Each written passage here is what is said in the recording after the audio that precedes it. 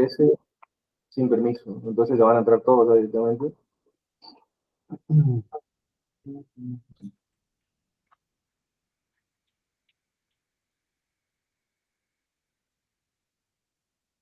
¿Cuál?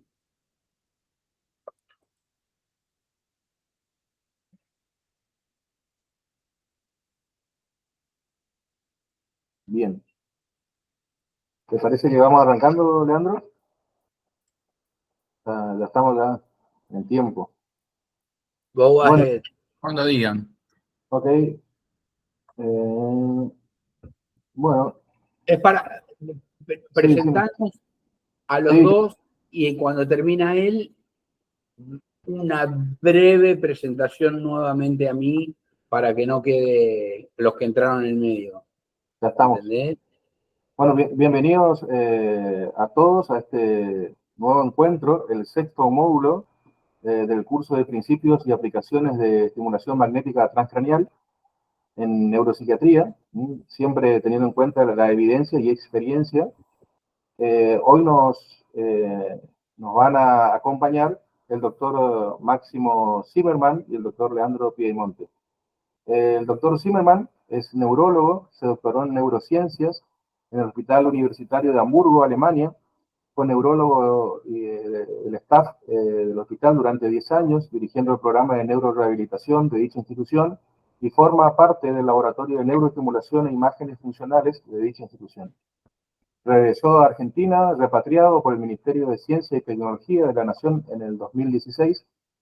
Sus trabajos científicos fueron publicados en prestigiosas revistas internacionales, entre ellas Brain, Stroke y Neurology, entre otras. Se desempeña en la actualidad como director médico del Centro CITES-INECO y director médico de la clínica Altia, en Buenos Aires.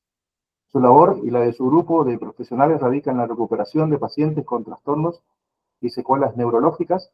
Es miembro activo del consorcio TOPSNet, que es un comité de expertos dedicado a la búsqueda de intervenciones novedosas en la recuperación de pacientes con secuelas neurológicas. Y nos va a hablar sobre patologías que están vinculadas a la rehabilitación post-accidente cerebrovascular vinculado a la estimulación magnética transcranial. Posteriormente, el doctor Leandro Piedemonte, que es médico especialista en psiquiatría y magíster en neurociencias, que ya lo había presentado anteriormente en nuestra primera charla, en el primer encuentro, es presidente honorario del capítulo de neuromodulación de la Asociación Argentina de Psiquiatras. Nos va a hablar sobre dolor neuropático.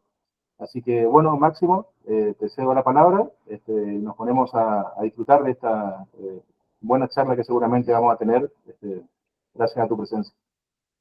Bueno, muchas gracias, Daniel. Un gusto estar con ustedes hoy a la tarde compartiendo este ciclo de charlas que me parece sumamente interesante. Me parece, por supuesto, novedoso también que se haga desde la Argentina y con la convocatoria de otras partes de la región también.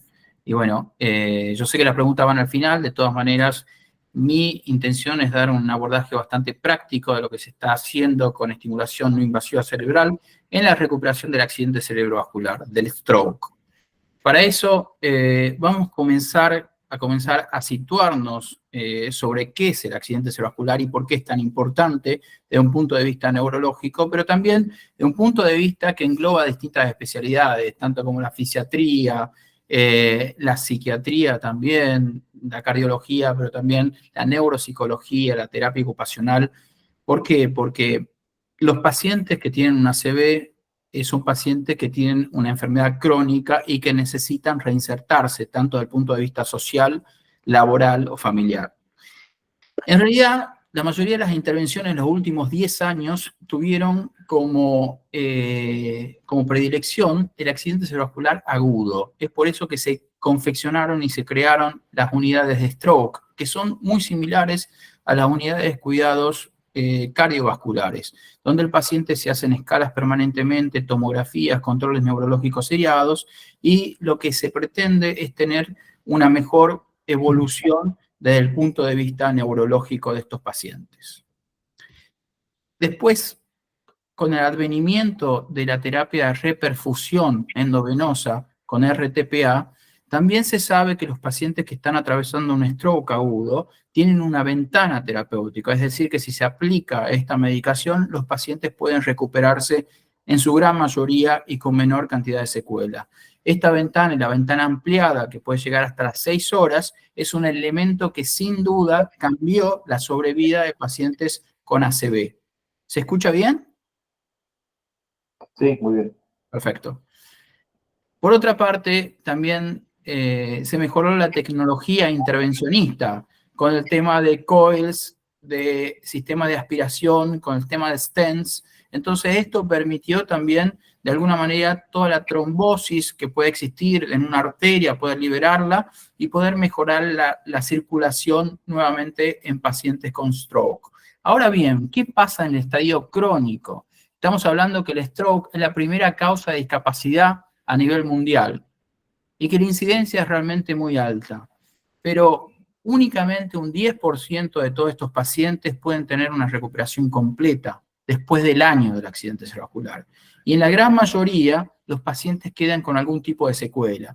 Una secuela que en el 25% de los casos es leve, en el 40% de los casos es moderado, y un 10% de estos pacientes permanecen en centros con cuidados crónicos de rehabilitación y de enfermería durante el primer año.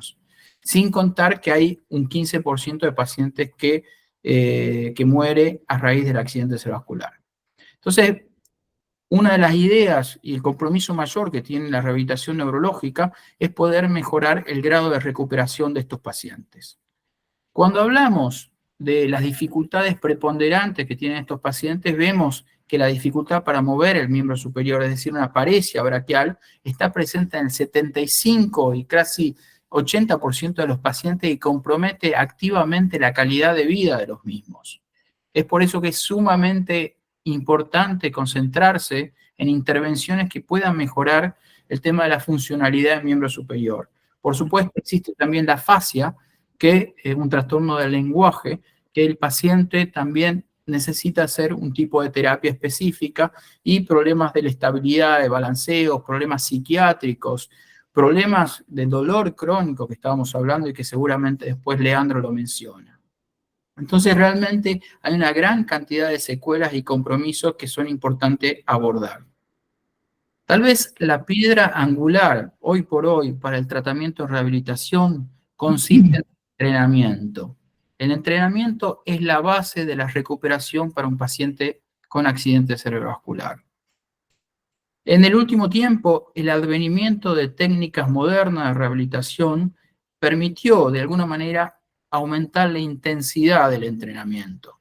Es así que protocolos como el Constraint Induced Movement Therapy, no sé si se ve el cursor ahí, donde el paciente directamente inmoviliza su miembro superior sano y realiza distintas actividades de la vida diaria durante una cantidad de horas con el miembro inferior que tiene dificultad motora, contribuye a la recuperación.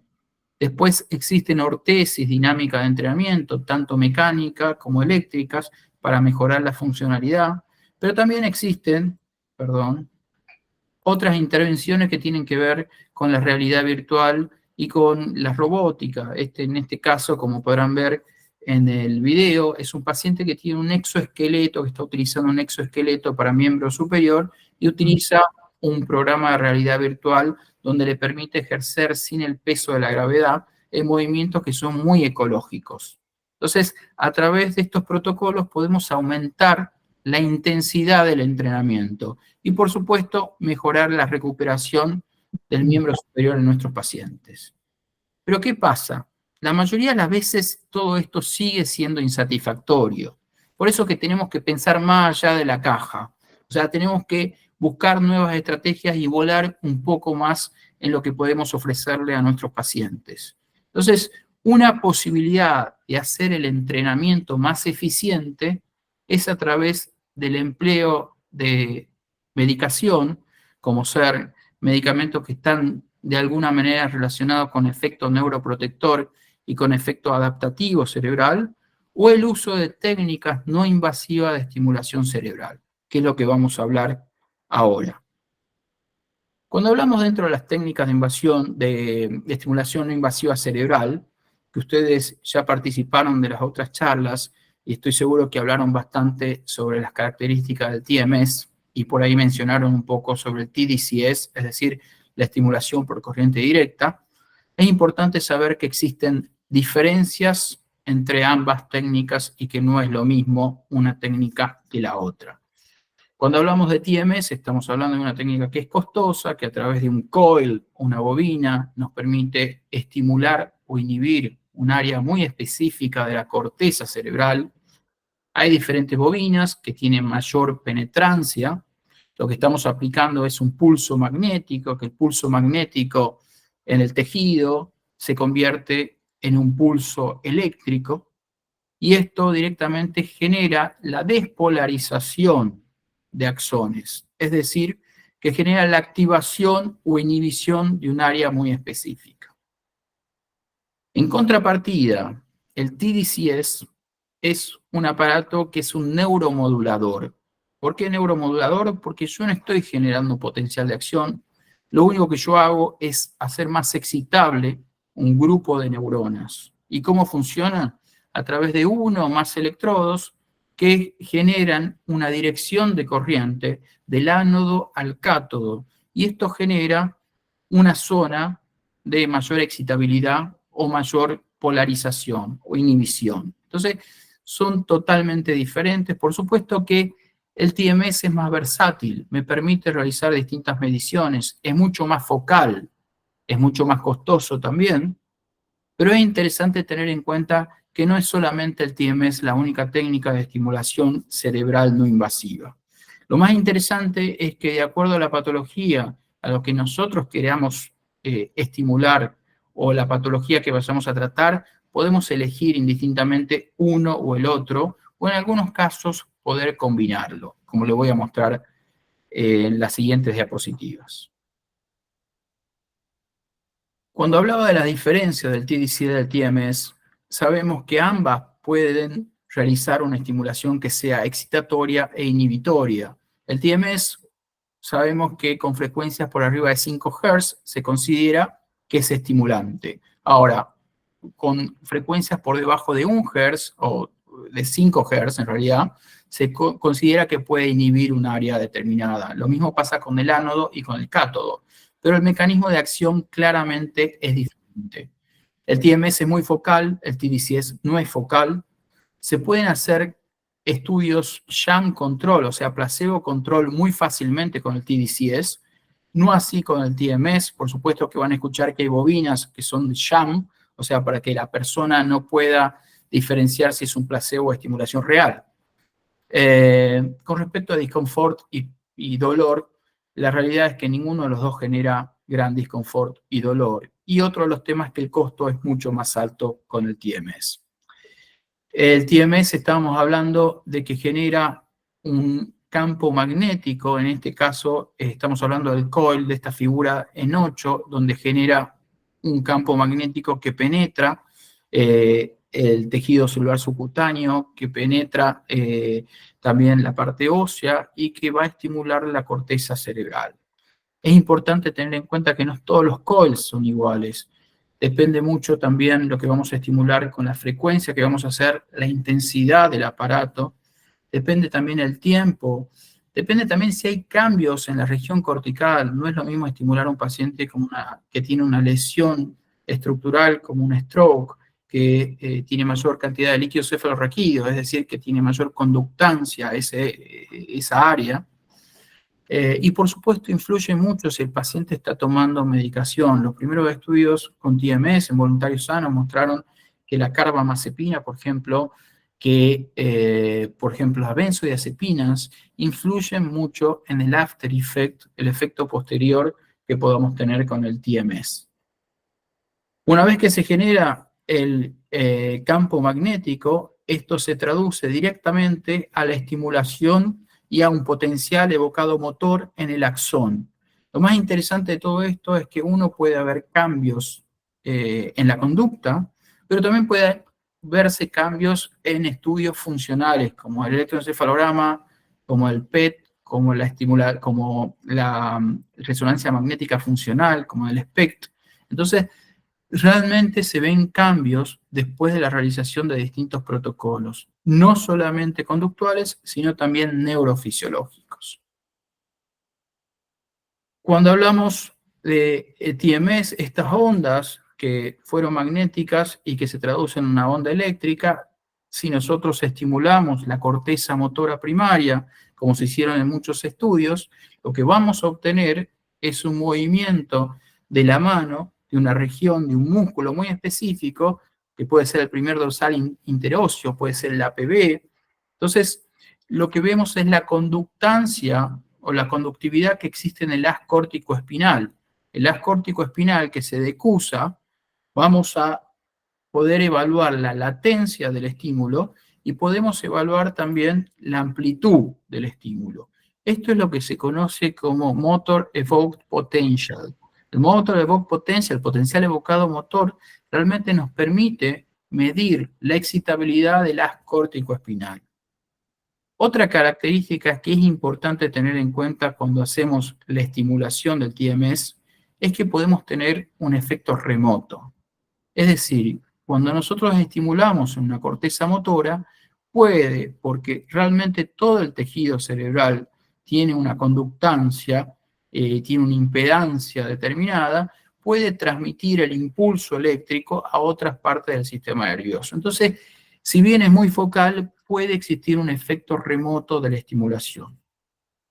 Cuando hablamos de Motor Evoked Potential, estamos hablando de un pulso. Un solo pulso puede generar básicamente una despolarización del axón de la primera motoneurona y llegar a verse la contracción, que es totalmente involuntaria, pero por otra parte, si se ponen electrodos, electromiografía, se puede medir la amplitud. Y esto es lo interesante también del TMS, que nos permite realizar mediciones de excitabilidad, no solamente cortical, sino del haz córtico-espinal.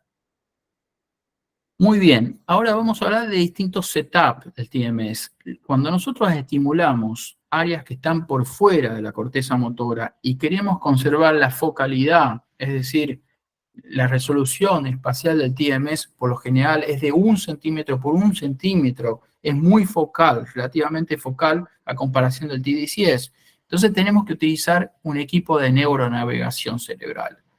Para neuronavegar el cerebro lo que tenemos que hacer es realizar una resonancia magnética, poder reconstruir tridimensionalmente esta resonancia del sujeto o paciente, después superimponer la resonancia magnética a las coordenadas del TMS y en ese caso podemos estimular otras áreas que no sean la corteza motora. ¿Por qué? Porque cuando estimulamos la corteza motora tenemos el Motor Evoked Potential que se ve muy bien y si medimos con el electromiograma sabemos que estamos exactamente en esa área, en la corteza motora primaria, que domina los movimientos voluntarios del área contralateral. Específicamente por la representación somatotópica, la representación de la mano, donde hay más receptores motores, entonces se ve que existe una predilección por la mano y se puede medir perfectamente bien. Ahora bien, cuando voy a estimular otras áreas, es necesario neuronavegar el cerebro. ¿Cómo se realiza la neuronavegación cerebral? Acá, en este caso, estoy con el coil estimulando, estoy haciendo lo que se llama motor mapping. Estoy midiendo cada uno de estos puntos de estimulación, y este es el coil, y mido la amplitud que genera en el Motor Evoked Potential las distintas áreas. Este es el electromiograma, esta es la construcción tridimensional del cerebro del paciente que estoy estimulando. Yo no me siento a mirar directamente la cabeza del paciente, sino lo que hago es mirar directamente la reconstrucción tridimensional, donde existen dos cámaras infrarrojas y yo puedo ver dónde estoy estimulando. Esto está muy claro para saber el área que voy a estimular. Por otra parte, puedo considerar también la distinta intensidad del aparato y como ven acá, se ve también la electromiografía, es decir, justamente se puede ver el potencial evocado motor en cada lugar. Acá el paciente tiene los electrodos colocados en el primer dorsal interóseo y tiene estos anteojos para poder ser neuronavegado. Ahora bien, el TMS me permite también realizar otro tipo de mediciones de excitabilidad cortical. Estábamos hablando del potencial evocado motor, el MIP. Podemos medir también la inhibición intracortical. ¿Qué quiere decir? Que dos estímulos contiguos, uno muy cercano al otro, me permiten tener una idea de la concentración del neurotransmisor inhibitorio por excelencia, que es el neurotransmisor GABA en la corteza motora. Entonces, si yo doy un estímulo condicionante separado por 3 milisegundos con un test stimuli, puedo saber la concentración del GABA, que usualmente se ve con un potencial evocado motor mucho menor de lo que es el MIP. Ahora puedo medir también la facilitación intracortical, y esto se hace con dos estímulos dividido, un conditional stimuli, test stimuli, dividido por 10 milisegundos. Y esto me da un efecto glutamatérgico, quiere decir, puedo medir la concentración del neurotransmisor excitatorio por excelencia. Entonces, el TMS me permite hacer muchas cosas. Pero hoy nos vamos a centrar fundamentalmente en uno de los aspectos que tienen que ver con la estimulación, es decir, con la estimulación repetitiva. Y para ello existen distintos tipos de protocolos. Protocolos inhibitorios y excitatorios. Tradicionalmente, protocolos inhibitorios se hacía con 1 Hz, es decir, un estímulo por segundo. Y esto generaba una inhibición del área que estaba estimulando. Ahora, protocolos excitatorios se hacen con 10 Hz, por arriba de 5 Hz. Anteriormente estos protocolos duraban 20 minutos aproximadamente, un poquito más, 22 minutos, y se daba una cantidad de ciclos, una cantidad de pulsos que dependía si era excitatorio o inhibitorio diferente. También en esto, de alguna manera, hubo una innovación muy grande, porque hay aparatos que permiten la realización de theta burst stimulation. Theta burst que tienen que ver, son tripletes de onda con 50 Hz, que esto lo que me permite es realizar una estimulación con un tiempo mucho más acotado. Es decir, podemos dar 600 pulsos en 1 minuto y algo, en alrededor de 1 minuto y medio, 2 minutos. Y esto, por supuesto, vemos cambios excitatorios o inhibitorios. Por otra parte, theta burst lo que tiene es que utiliza una intensidad por debajo del threshold. Threshold es básicamente una intensidad que tendría menos posibilidad de desarrollar crisis epiléptica en la mayoría de los pacientes. Es por eso que es un protocolo nuevo e interesante de mencionar. Entonces, con ARTMS podemos medir la excitabilidad cortical, podemos medir la excitabilidad del haz corticoespinal y podemos realizar protocolos de estimulación repetitiva a nivel cerebral. Lo interesante es que con theta burst lo que se ve es que luego de realizar theta burst uno ve cambios en el potencial evocado motor. En este caso, si vemos en esta columna, estamos viendo que el potencial evocado motor comparado con el basal, siempre se compara con el basal, se incrementó notoriamente luego de recibir intermittent theta burst stimulation. Y este efecto en la excitabilidad cortical puede perdurar por 20-25 minutos o inclusive un poquito más. Ahora, si hacemos continuous theta burst, que es inhibitorio, vamos a ver que básicamente la excitabilidad con respecto al potencial evocado motor decrece. Ahora bien, rápidamente también quería mostrar lo que es el TDCS, la estimulación por corriente directa. También esto no es doloroso, se pueden realizar estudios placebo control, porque lo único que percibe el individuo es una sensación de calor, no es dolor, en el lugar donde está recibiendo la electricidad. Es una electricidad de 9 voltios, no es que está conectada a las 220 de la corriente. Lo interesante es que promueve cambios neuroplásticos cerebrales que tienen que ver con el aprendizaje también. Como dijimos, hay modelos computacionales muy interesantes donde muestran que la estimulación no estimula un punto, estimula un área. En este caso, cuando estoy tratando de estimular la corteza motora, que tengo yo los electrodos en mi cabeza, estoy estimulando mucho más que la corteza motora, seguramente la corteza premotora, la corteza también parietal posterior un poco. Entonces, es interesante tener presente que no es solamente un punto. Lo que se ve con el TDCS es que de acuerdo si la estimulación es anódica, generamos una despolarización, no despolarización, sino cambio en el potencial de membrana en reposo de las células y se genera mayor excitabilidad. Ahora, y se genera una despolarización o mayor tendencia a la despolarización. Si la estimulación es con el cátodo, se genera una inhibición. Lo interesante es que si hacemos un motor evoked potential después de haber recibido 20 minutos de TDCS en la corteza motora, vamos a ver que si recibió ánodo un paciente o una persona, vamos a tener un potencial evocado motor mayor. Y si recibió estimulación catódica, vamos a tener un potencial evocado motor que es menor. Esto es muy interesante porque es lo mismo que se ve con TMS, con Repetitive TMS. ¿Está bien? Y también se puede hablar de un after effect. Es decir, que si recibe 5 minutos un paciente de TDCS, el after effect dura 5 minutos, pero si recibe 20 minutos de TDCS, de anual TDCS, uno se puede anticipar y ver un efecto que perdura durante 150 minutos o 2 horas. Esto es muy interesante porque con TMS también se ve exactamente el after effect. Pero bien, ahora volvamos al tema del stroke. Y la mayoría de las veces, y lo que nos pasa, lo que vemos pacientes con accidente cerebrovascular todos los días, es que el paciente nos pregunta, mirá, pasó 6 meses mi accidente cerebrovascular, ¿puedo recuperarme o no puedo seguir recuperándome? Y hay un mito que dice que, bueno, que si el paciente no se recuperó dentro de los primeros 6 meses, no se recupera jamás. Entonces la pregunta es, ¿tenemos elementos para poder de alguna manera emitir un pronóstico en la recuperación de nuestros pacientes? ¿Podemos saber inicialmente cuáles se van a recuperar más fácilmente y cuáles no? Y en esto hay distintos estudios que muestran que el MEP, el Motor Evoked Potential, sobre todo los primeros 7 días después del accidente cerebrovascular, y si esto se vuelve ostensible en nuestros pacientes, es un signo de buen pronóstico hacia la recuperación.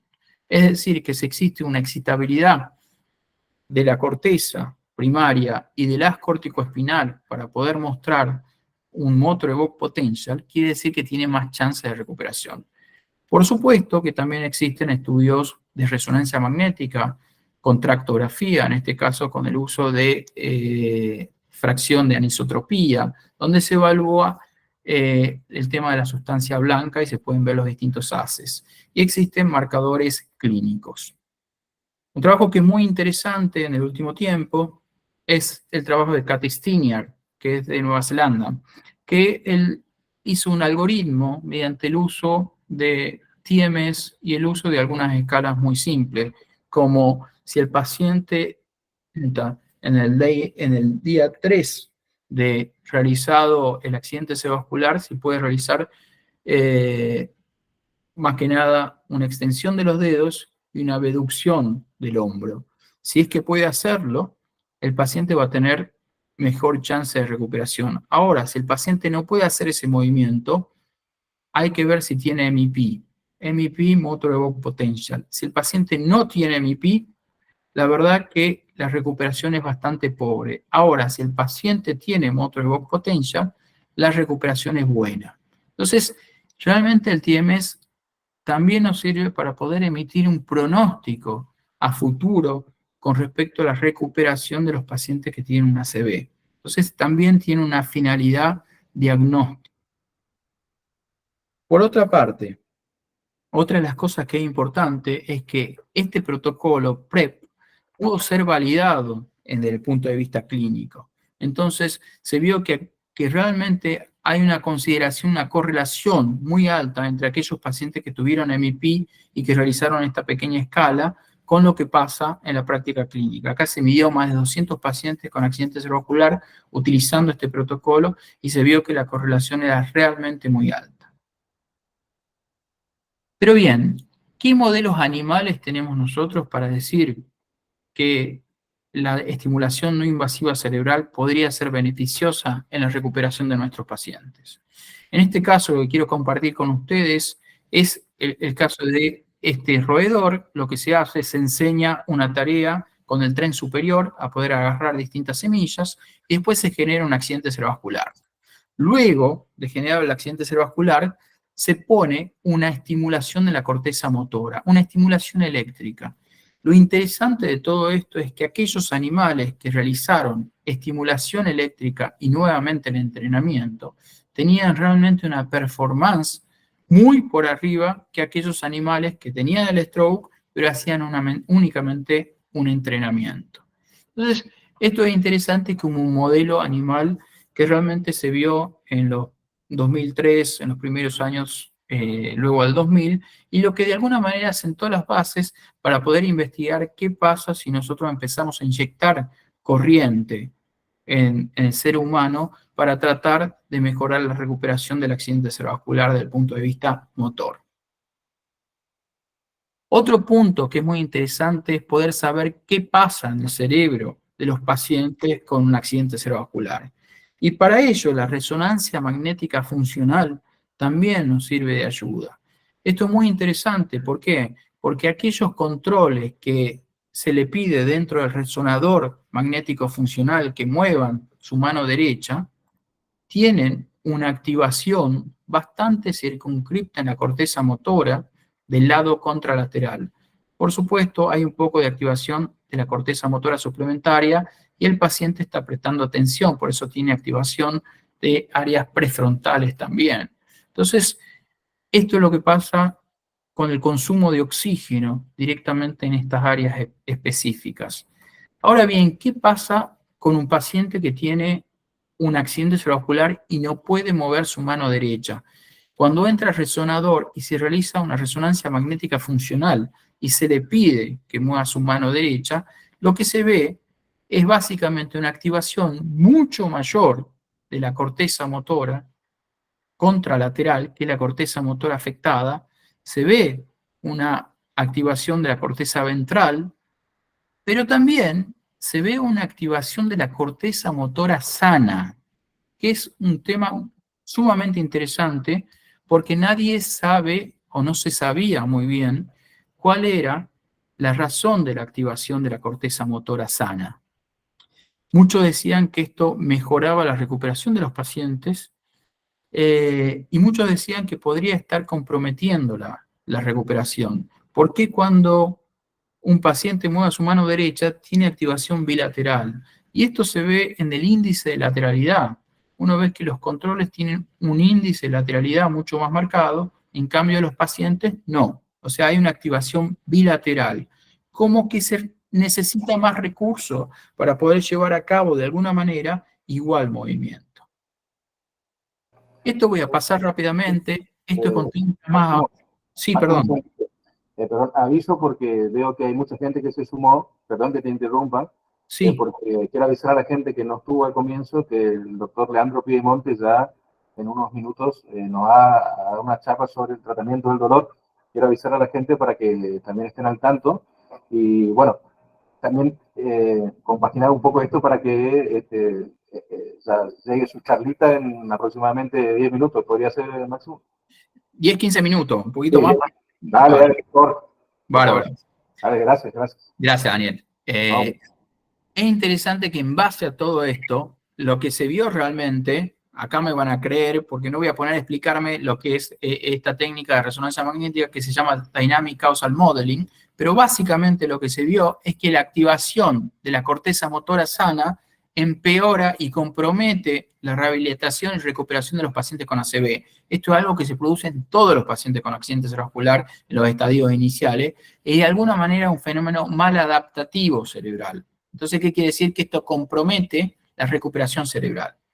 Y en base a eso, se delinearon distintos tipos de intervenciones para mejorar la recuperación de la función motora en pacientes con accidente cerebrovascular. Dentro de los conceptos, uno es disminuir básicamente la excitabilidad en la corteza motora sana, es decir, ¿por qué?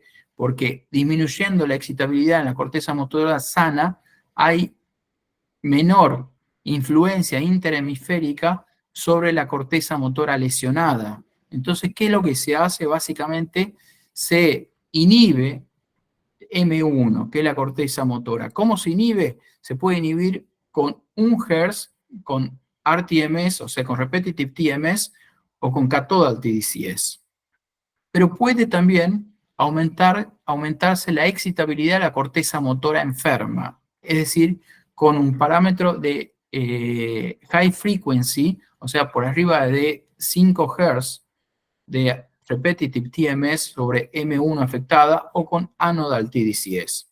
Entonces, estos son los modelos que voy a mostrar a continuación para la recuperación del accidente cerebrovascular. Y estas son las soluciones. Existe hasta hoy más de 500 bibliografías utilizando un concepto, tanto inhibiendo la corteza sana como aumentando la excitabilidad de la corteza enferma. Y justamente esto se produce por los fenómenos neuroplásticos que se ven después de un accidente cerebrovascular.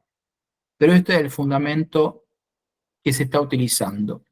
Lo interesante, en el último tiempo también se utilizó Theta Burst Stimulation, que es este tipo de estimulación que te permite hacer 600 pulsos muy rápidamente. En este caso ustedes ven el paciente que tuvo un accidente cerebrovascular y estoy haciendo sobre la corteza motora enferma Intermittent Theta Burst. Intermittent Theta Burst sirve básicamente para aumentar la excitabilidad en esta zona, en el área de la corteza motora que está enferma. Y ustedes ven cómo se mueve el miembro superior afectado del paciente.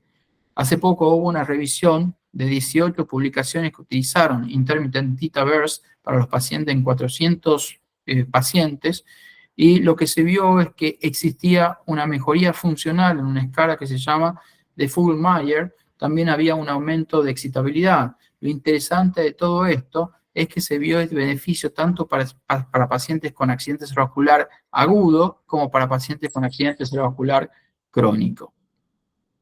Una cosa que es interesante es tratar de combinar el efecto del entrenamiento más la estimulación no invasiva cerebral. Y esto fue exactamente una de las cosas que hicimos en Hamburgo. ¿Por qué? Si el entrenamiento motor te permite mejorar una función X, y si a la vez la estimulación no invasiva cerebral en la forma de TDCS o TMS mejora la performance de esta función X, lo que nosotros nos anticipamos es que si nosotros podemos tener un protocolo de aprendizaje motor más estimulación no invasiva cerebral, íbamos probablemente a duplicar el efecto en la función, o podríamos tener un beneficio exponencial de dicha función, o probablemente puede ser que nada cambie o nada pase. Esto fue la hipótesis de trabajo con la cual yo hice mi tesis doctoral en el Hospital Universitario de Hamburgo. Es decir, estimulamos 12 pacientes que tenían un accidente cerebrovascular subcortical.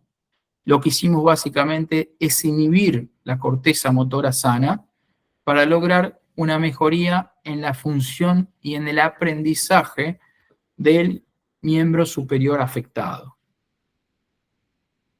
En este caso, llevamos a cabo un entrenamiento motor. Al mismo tiempo del entrenamiento, realizábamos una estimulación con TDCS, con estimulación con corriente directa. Pero después veíamos qué pasaba a los 90 minutos, que era un tiempo donde ya no tendría que haber efecto de TDCS. ¿Por qué? Porque la mayoría dura entre 120 minutos, no más que eso, como mucho, pero después de los 60 minutos ya no se ve tanto efecto. Y por otra parte, después medíamos lo que pasaba a las 24 horas, que no había efecto de TDCS seguro. Entonces, utilizamos un protocolo que se llama Finger Sequence Tapping Task, que es un protocolo de aprendizaje motor, como tocar el piano.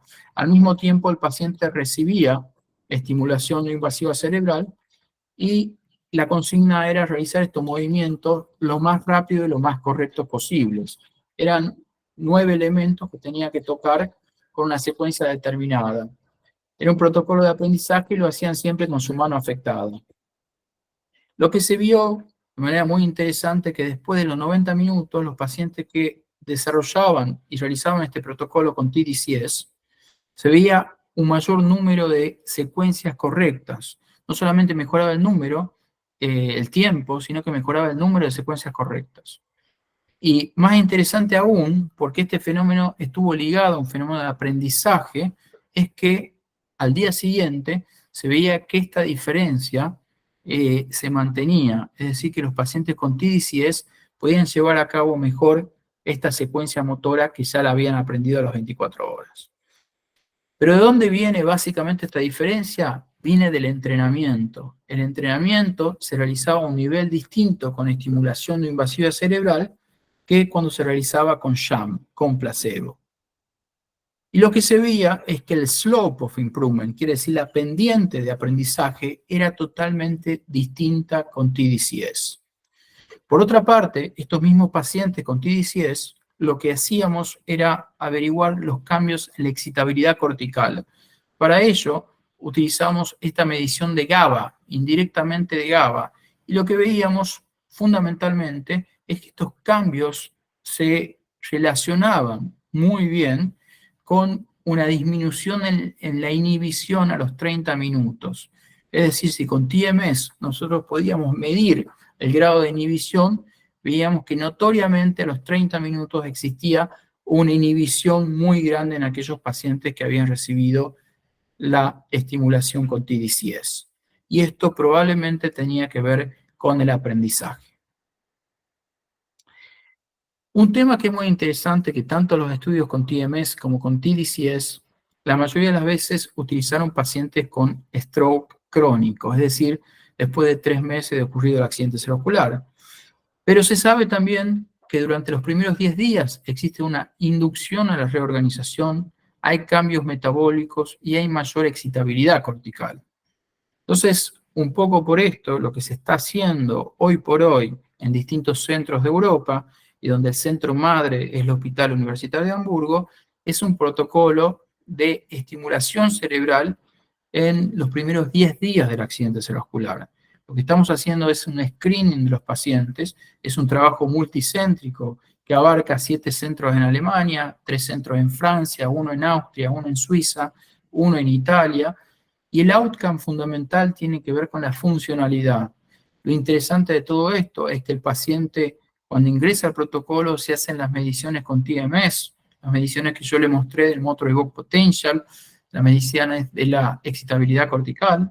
Después de eso se hace un protocolo de 10 días consecutivos de estimulación y posteriormente se ven los cambios tanto con TMS como con resonancia magnética funcional como con tractografía, y los pacientes son evaluados hasta los 370 días, es decir, hasta 1 año después del accidente cerebrovascular. La intención de tratamiento son 250 pacientes y vamos en este momento a 138 pacientes reclutados en toda Europa. Esto va a ser muy importante porque nos va a permitir un grado de evidencia de fase 2 para poder incluir a las técnicas no invasivas de estimulación cerebral en el tratamiento de pacientes con accidente cerebrovascular. El paciente, mientras recibe la estimulación, realiza actividad de la vida diaria con su mano afectada, y el efecto que anticipamos es de 1 hora después de realizada la estimulación con TDCS. Un tema que también surge de la mayoría de las personas que hacemos TMS o estimulación invasiva cerebral es la posibilidad de movernos más allá de la corteza motora. La corteza motora es un excelente target porque tenemos una muy buena representación en el miembro superior y sabemos cuándo estimulamos la corteza motora. Pero en realidad es mucho más interesante cuál es el rol de las áreas secundarias en la recuperación del accidente cerebrovascular. Es por eso que en este caso lo que estamos haciendo es empezar a testear la interrelación que existe, por ejemplo, en la corteza ventral premotora con la corteza motora, la relación que existe en la corteza parietal posterior con la corteza motora. Y básicamente para eso estamos midiendo pacientes con accidente cerebrovascular en distintas tareas funcionales y después haciendo protocolos de estimulación cerebral muy precisos con 2 coils, con 2 bobinas. O sea, ¿qué quiere decir? Que utilizamos bobinas que son baby coils, que son neuronavegadas. En este caso estimulamos la corteza motora ventral y medimos al mismo tiempo lo que pasa con la corteza motora primaria. Y es muy interesante, ¿por qué?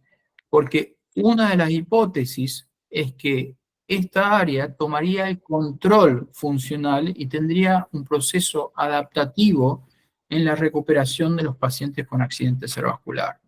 Entonces, justamente esto es lo que estamos analizando, la interacción con distintas áreas cerebrales. Y para eso, el TMS realmente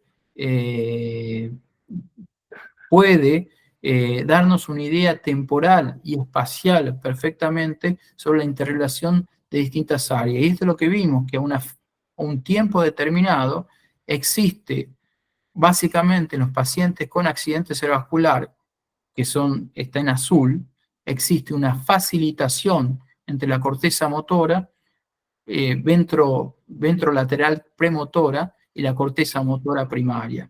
Y esto se correlaciona también con la función que tienen los pacientes con el CRIP, o sea, haciendo una función con el miembro superior. Esto es sumamente interesante y es un trabajo que estamos realizando en este momento.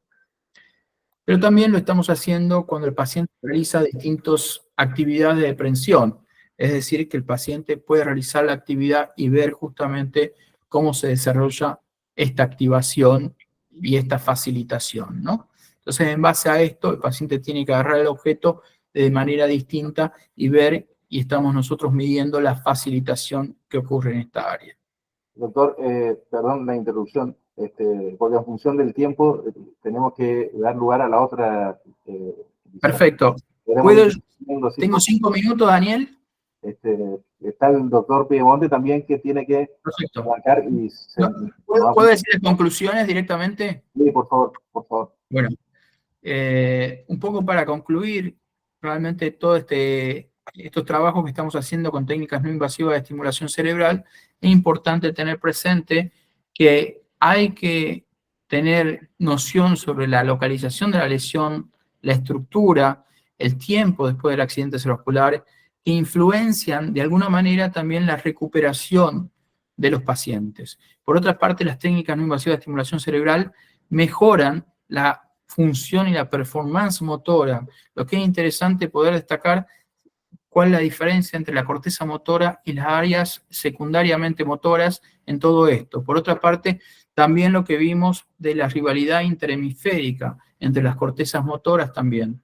El TMS, el TDCS, puede potenciar la adquisición y la retención, o sea, está ligada a un proceso muy parecido al aprendizaje de nuevas funciones cerebrales.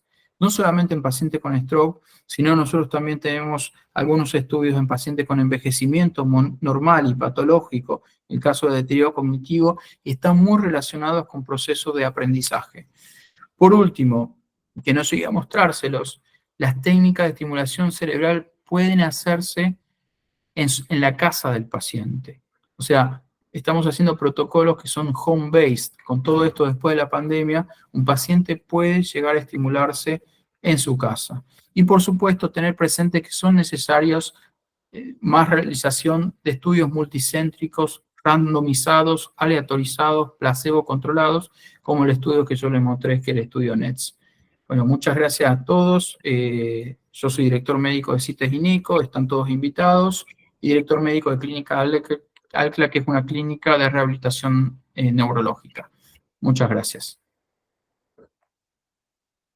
Muy bien, a continuación seguimos con el doctor Leandro Piemonte, que nos va a hablar de TMS y tratamiento para el dolor. Bueno, antes que nada quiero agradecer al doctor Zimmerman por la brillante y excelsa exposición. Como director del curso, con el diario del lunes, uno ahora piensa que debería haber ameritado un módulo completo. También quiero decir que es un honor ser presentado por el presidente flamante del capítulo de neuromodulación, Daniel Navarro, un espacio que creamos ya hace 4 años con la intención de conservar siempre el más alto nivel académico, el rigor científico, y que lo hicimos con mucho amor y sigue, y a los hechos me remito.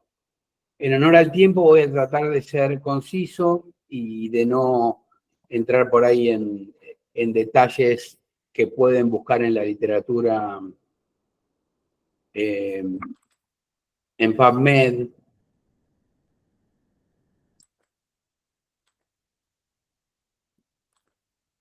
Mientras Leandro comparte la pantalla, recuerdo a los participantes que las preguntas, como había dicho Máximo, van a venir al final para que si las quieren ir armando por el chat o después activan su micrófono y lo charlamos al final de la disertación de Leandro.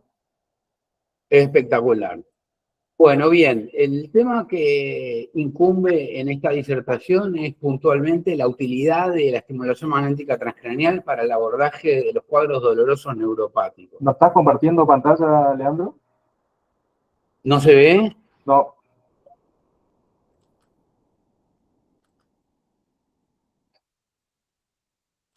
Ahí sí. Ahí sí, pero no pantalla. Pero hay que ampliarla, sí. Ahí. Ahí, muy bien. Bueno, bien. Albert Schweitzer, que fue un teólogo, músico, filósofo, médico que recibió el Premio Nobel de la Paz,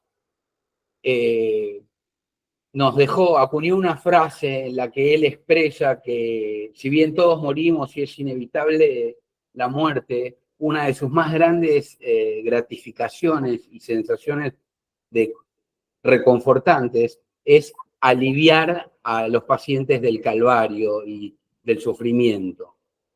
Y metafóricamente, jugando con la literatura, llama al dolor como el caballero de la humanidad más temible, inclusive aún a veces peor que la muerte en sí misma. Y esto no es tan metafórico, porque hay casos dolorosos que producen suicidios. Hay pacientes que tienen una intensidad de dolor de tal magnitud y tan resistente a los tratamientos que deciden quitarse la vida para salvarse de ese martirio y ese calvario. El dolor constituye, tanto para el paciente como para los familiares, una problemática en la funcionalidad, en aspectos psicosociales, en lo vincular, en lo interpersonal. No solamente es la sensación y percepción del estímulo doloroso, sino que viene acompañada de un componente emocional que puede comprometer las cargas de ansiedad, la higiene del sueño, la funcionalidad, el estado de ánimo, involucra también a la familia, y también tienen un impacto socioeconómico importantísimo porque son pacientes que van peregrinando, son los que van de un médico a otro y nunca tienen el diagnóstico a veces. Y cuando llegan al próximo, les hace una nueva indicación, pero por las dudas no modifica lo que había indicado el anterior, y uno se encuentra a veces con un paciente que llega con una polifarmacia irracional a dosis altísimas y que le han dado 10 diagnósticos distintos y no sabe qué tiene, porque hay mucha controversia en algunos aspectos. Hay varias formas de abordar el dolor, obviamente la neurorehabilitación, la farmacoterapia, que son en el dolor neuropático fármacos pesados, con ventanas terapéuticas estrechas, procedimientos invasivos y procedimientos de neuromodulación. Los invasivos son ablativos, digamos. En cambio, los de neuromodulación suelen ser invasivos, pero en vez de lesionar una estructura, la modulan. Estos son los fármacos que se utilizan usualmente. Imagínense a alguien que llega con 3 o 4 de estos a dosis terapéuticas altas. Bien, ¿qué nos pasa hoy por hoy en Buenos Aires, en Argentina, en la práctica cotidiana, cuando recibimos pacientes con cuadros dolorosos de médicos especialistas en dolor? Son pacientes que ya han sido sometidos a procedimientos invasivos, ya sean percutáneos, como las infiltraciones, los bloqueos químicos o la denervación por radiofrecuencia, o por el implante de dispositivos, como las bombas de infusión de fármacos o como mencionaba Máximo, el implante de estimuladores medulares crónicos. ¿Y cuál es el rol del TMS acá? Digamos, en mi experiencia han llegado después de estas instancias y debería ser a la inversa, deberían agotarse todas las instancias más inocuas y menos invasivas como el TMS para decidir y justificar los procedimientos más cruentos. Bueno, en la neuromodulación ya Maxi habló, digamos, implica que a través de sustancias, ya sea químicas o agentes físicos, uno modifica la función de sistemas endógenos, ya sean estimulatorios o inhibitorios, a fines de proveer un beneficio, un alivio en algún tipo de sintomatología que puede ser de diversas índoles. Lo de la morena es porque en la antigüedad ya usaban a las mantarrayas y morenas que emiten electricidad como tratamiento para el alivio del dolor. Bien. Estimulación cortical. Es importante mencionar algo. TMS sabemos que estimula la corteza, que no va más profundo que la corteza. Y para el dolor, el área de la corteza que controla los movimientos voluntarios, M1, la corteza motora primaria, es el caballo de batalla, es la perla, el blanco, el target por excelencia, el más efectivo. ¿Por qué se sabe esto? Por serendipia, como diríamos en lunfardo, por carambola, empíricamente intentando aliviar otras dolencias, diversos profesionales de muy reconocida trayectoria se encontraron con el hallazgo de que la estimulación del área motora es eficaz para aliviar los cuadros dolorosos, con lo cual genera ciertas incertidumbres y cuestionamientos, porque de hecho a altas frecuencias, y venimos viendo en el curso, estos son los primeros implantes de electrodos en el área motora para controlar trastornos del movimiento, donde hallaron que le aliviaban el dolor, como pasó con el finasteride y la alopecia, con el bupropion y el tabaquismo, digamos. Salen al mercado para un uso y después surge el hallazgo de que sirven para otra cosa. Entonces, bueno, la estimulación magnética para el dolor, debemos tener un diagnóstico preciso y el procedimiento debe ser llevado a cabo correctamente. Creo que Máximo habló muy en detalle de esto y venimos hablando a lo largo del curso. Los dolores con los que consultan los pacientes usualmente son lumbaro-cervical, el dolor de espalda y la fibromialgia. El dolor de espalda típico es el síndrome de cirugía fallida de columna, el failed back surgery syndrome.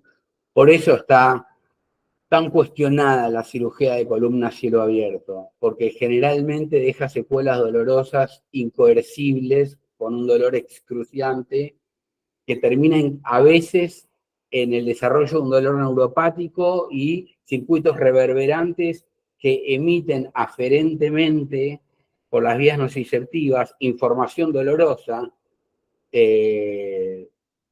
independientemente de que los tejidos somáticos estén dañados o no. ¿Y por qué se da este síndrome? Porque la indicación es incorrecta, como ves el primer gráfico a la izquierda, que está perfecto, porque el diagnóstico es incorrecto, porque la técnica no se lleva a cabo de manera adecuada, por eso siempre es fundamental cuando uno se va a someter a un procedimiento de estas características, que sea con un profesional avesado, realmente idóneo, con muchas horas de vuelo.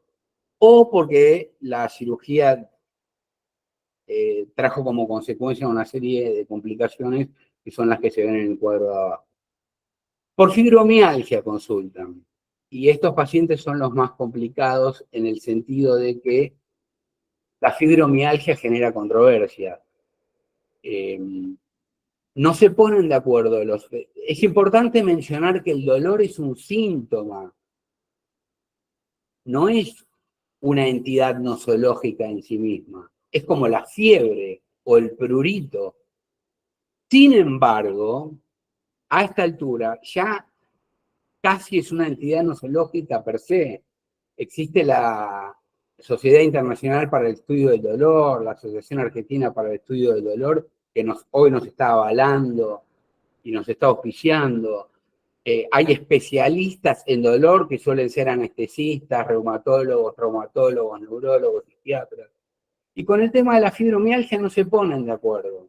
Algunos dicen que hay puntos gatillo que son criterios de inclusión para el diagnóstico, después estos puntos dolorosos, este criterio lo anularon en las guías, al punto tal de que hay algunos profesionales que niegan la existencia de este cuadro. Ahora bien, exista o no exista, pónganle el nombre que quieran, hay una cosa que es incuestionable. Hay pacientes que padecen un cuadro con percepciones dolorosas múltiples, generalizadas en diversas regiones del cuerpo, sin ningún tipo de daño en los tejidos somáticos, que además se acompaña de fatiga, de compromiso en el estado de ánimo, de la esfera de la voluntad, de la higiene del sueño. Esto existe. Si quieren, llámenle fibromialgia, síndrome sensitivo central o como quieran, pero esto existe y es bien central. Lo que está funcionando en forma aberrante es en el encéfalo, es en el cerebro.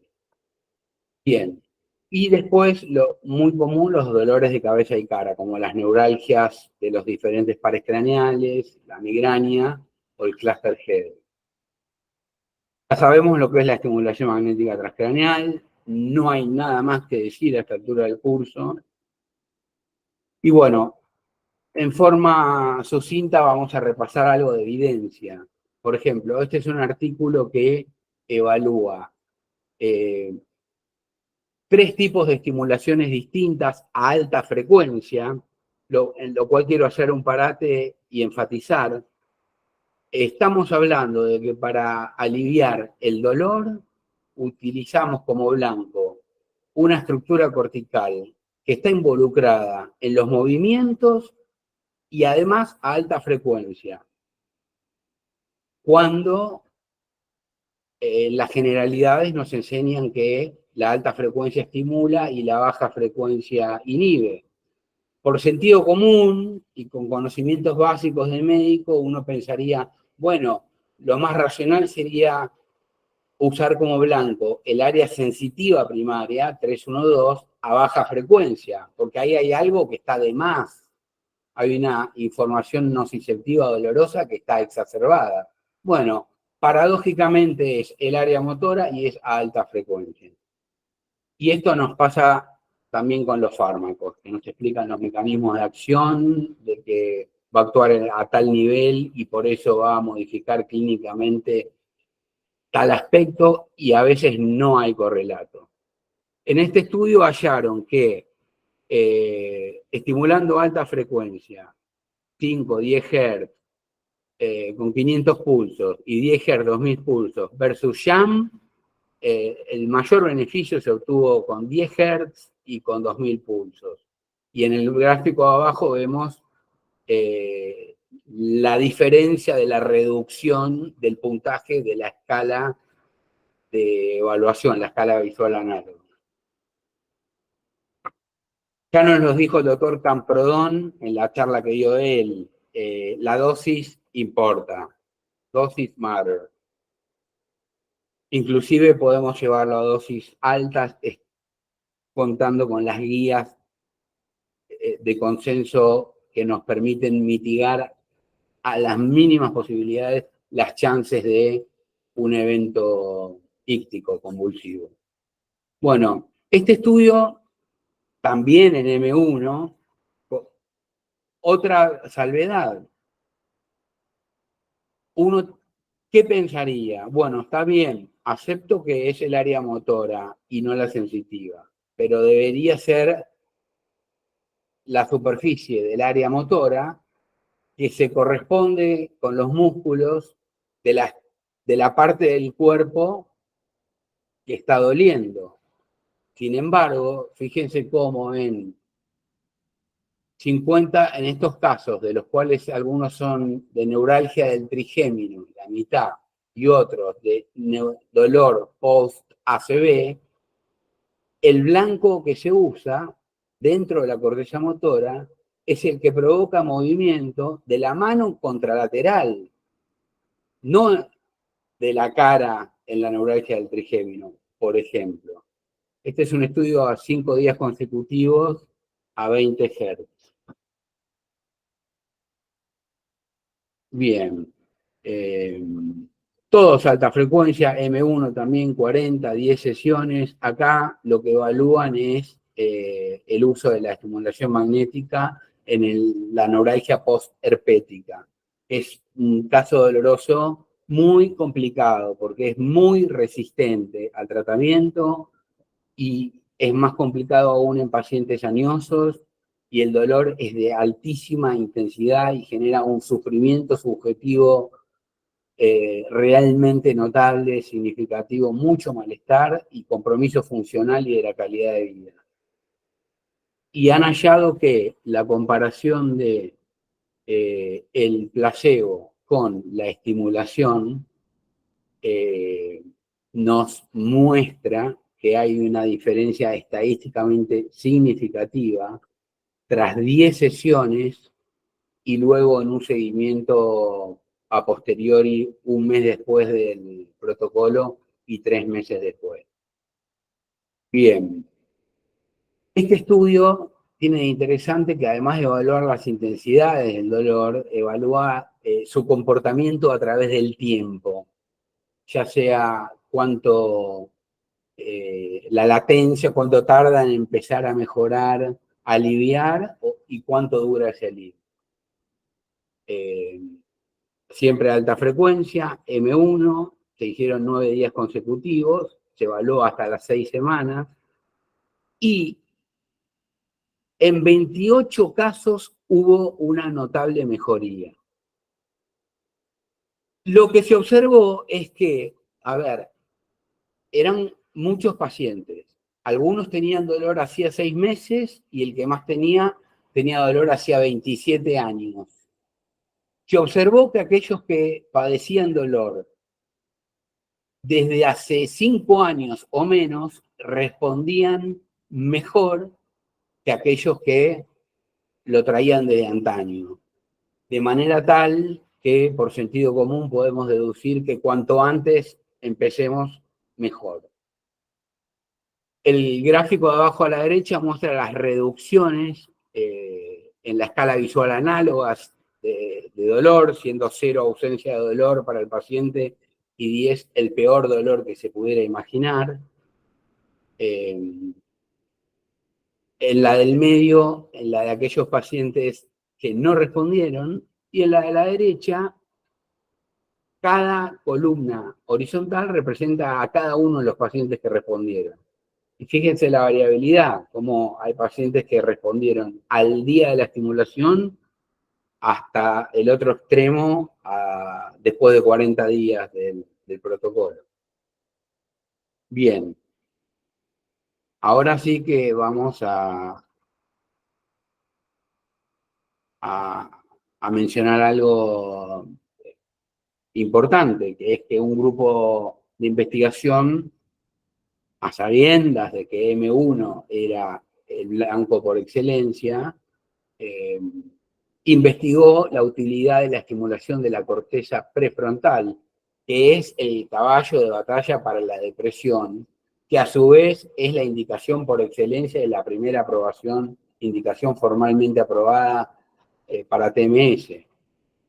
Y lo que notaron, estimulando la corteza prefrontal a 10 Hz, fueron 4 pacientes estos, 4 pacientes, pero cada uno recibió distintos tipos de estimulaciones.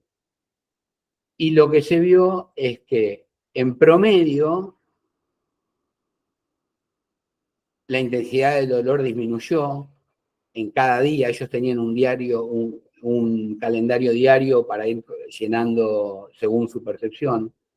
El máximo dolor diario también disminuyó, el mínimo dolor diario también disminuyó, y se midieron otros parámetros, como el estado de ánimo, el nivel de actividad, o la reducción del uso de analgésicos, y no hubo mucha correlación con la disminución del dolor. Además, a la derecha, vemos que en cada una de las intervenciones que hicieron, que eran únicas, una sesión, se midió el umbral al dolor. El umbral térmico y mecánico. Es decir, cuántos grados Celsius eran necesarios para gatillar el dolor o cuántos gramos de fuerza eran necesarios aplicar en la zona para gatillar el dolor. Y en ambos casos, el estímulo de TMS incrementó el umbral, lo cual no pasó con el sham, con el placebo, que es lo que vemos a la derecha. Bien, este es un artículo de la revista Pain, órgano oficial de difusión de la IAS, de la International Association for the Study of Pain, que estudia también otra estructura, estudia la corteza somatosensorial, la compara con la combinación de la estimulación de la corteza sensorio-motora y con placebo en 16 pacientes. Ahora bien, ¿qué hallaron ellos si vemos el gráfico de la izquierda? Que la estimulación de la corteza somatosensorial siempre fue derecha, siempre del lado derecho, redujo el dolor en forma más notable que el placebo, obviamente, y que la estimulación del área sensorio-motora. Pero acá uno se puede preguntar, ¿pero no era que el área motora era el blanco más eficaz? Bueno, sí. Pero, ¿qué hicieron? Fueron al área motora, estimularon la región que representa dolor orofacial, la musculatura de la cara correspondiente a los músculos circundantes a la nariz. Si era, en los casos unilateral, siempre era del lado contralateral, y si era dolor bilateral, era del lado derecho. ¿Pero qué hicieron? Fueron unos centímetros atrás, o sea, de la cisura que separa el área motora primaria del área sensitiva. Una vez que hallaron el área motora, la superficie que corresponde al movimiento de esos músculos de la cara, fueron unos centímetros para atrás para estimular también la corteza sensitiva, con lo cual no es comparable con M1. Y bueno, y en los gráficos de la derecha vemos cómo tanto en la intensidad del dolor como en el impacto que tiene el dolor en el desempeño y en las actividades de la vida cotidiana, también hubo una mejoría mucho más notable a los 3 y 5 días post sesión con la estimulación de la corteza somatosensorial secundaria derecha que con la sensorio-motora y con el placebo. Bien. Siempre alta frecuencia. Este es un caso de migraña. Ustedes se acuerdan que migraña es una indicación formalmente aprobada por FDA para TMS, pero en agudo. Son dispositivos más pequeños, portátiles, que tienen el paciente a mano para cuando le viene la crisis, esa explosión neurovascular, poder mitigarla. Esto es otra cosa. Esto es prevención de crisis, ya sea de la frecuencia como de la intensidad del dolor de la crisis. Y vemos cómo en el gráfico la primera columna es el dolor basal, la segunda es el tratamiento, y cómo con el transcurrir de las semanas, en ambos casos hubo una mejoría del dolor, en la estimulación y en el sham, pero ya en la cuarta semana En el caso de estimulación activa, la mejoría seguía siendo estadísticamente significativa, lo cual no ocurría con el placebo. Y en el gráfico de la derecha muestran la frecuencia de las crisis que disminuyó con el activo versus placebo, la severidad en términos de intensidad del dolor, el compromiso funcional mejoró, y lo único que no hubo cambios es en el uso de analgésicos. Parece que estos pacientes por algún motivo quedan acostumbrados a tomar pastillitas, independientemente de la intensidad del dolor, porque seguían consumiendo la misma cantidad de fármacos para el dolor. Bien, de vuelta a alta frecuencia. Esto ya no es un estudio, esto es una revisión de estudios, muy meticulosamente, teniendo en cuenta el sistema PED y el diseño metodológico de los estudios, con mucho rigor. Se seleccionaron 6 ensayos controlados randomizados que contemplaban entre todos 214 sujetos de investigación. Y en función del análisis de los datos estos, hallaron que hay 2 de estos estudios que tienen nivel de evidencia 1 y los demás no, y también pudieron inferir el grado de recomendación, de validación y de evaluación. En términos del dolor, en los 6 artículos el dolor disminuyó significativamente y el grado de recomendación es alta.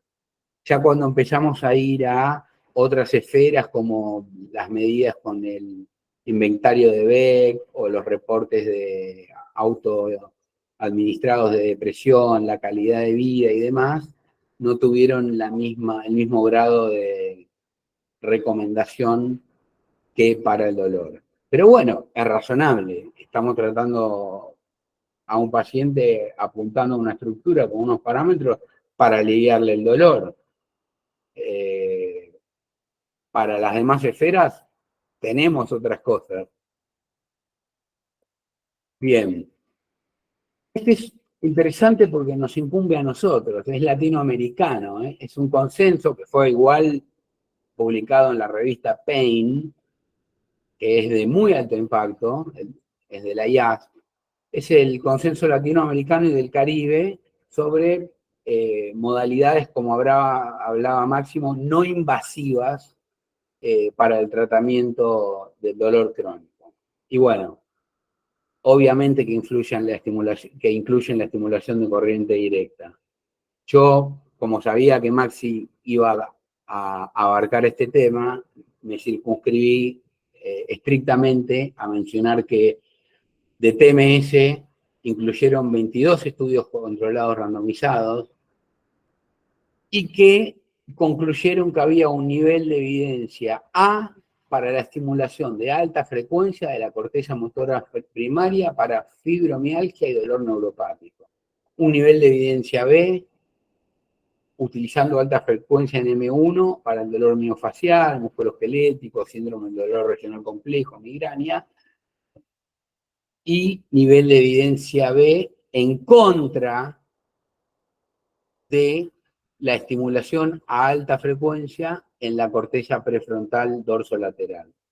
Es controvertido con lo que acabamos de ver recién, pero bueno, estadísticamente tiene más significancia. Si bien no es un metaanálisis, no lo sometieron a rigor estadístico, es una revisión sistemática muy exhaustiva y hecha muy prolijamente, en la que evaluaron la eficacia de alta frecuencia en la corteza motora primaria, en la prefrontal dorsolateral, que es la que usamos para depresión y tantas otras cosas, y en otras cortezas.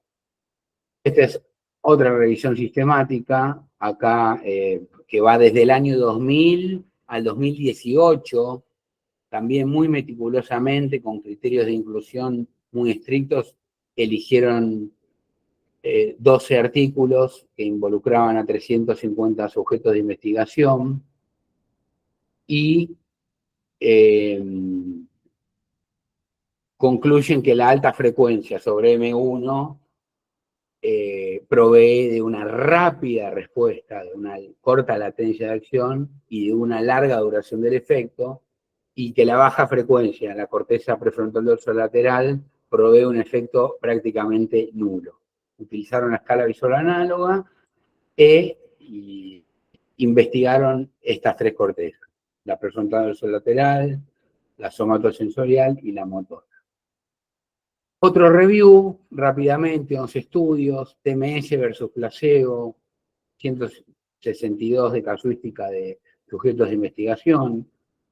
En todos los casos,